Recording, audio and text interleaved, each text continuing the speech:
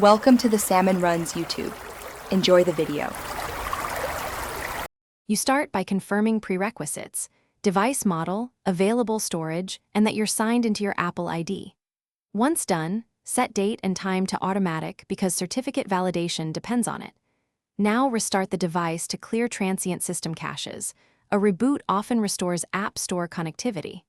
After the reboot, toggle airplane mode for about 10 seconds, then turn it off to re-establish a fresh network session. These first actions remove the most common simple blocks to the App Store.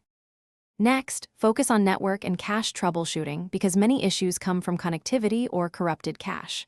First, switch between Wi-Fi and cellular to isolate the problem. If possible, test on a different network. If problems persist, reset network settings to remove bad DHCP or proxy entries. This erases saved Wi-Fi passwords, so be prepared. Then clear the App Store cache by tapping any bottom tab 10 times quickly. This forces the app to reload data.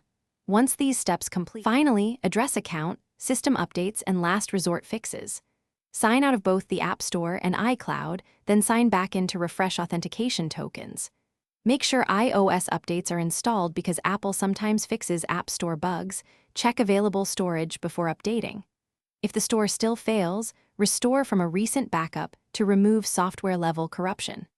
As a final measure, perform a DFU restore. This reinstalls firmware from scratch. If problems persist after DFU, the key troubleshooting tip is to contact Apple support with diagnostics and device serial number. Thanks for watching. Consider subscribing if we helped you.